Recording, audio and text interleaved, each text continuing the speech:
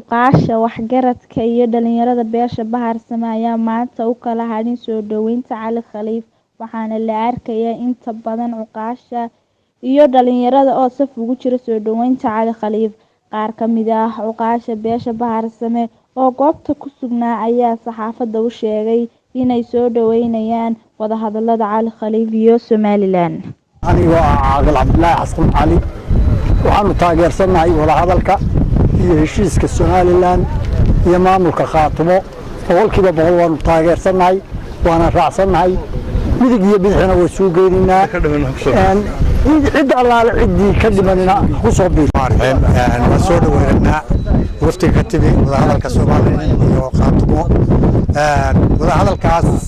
waa mid aan taageersanahay waa mid loo baahan yahay waa mid meesha ka maqan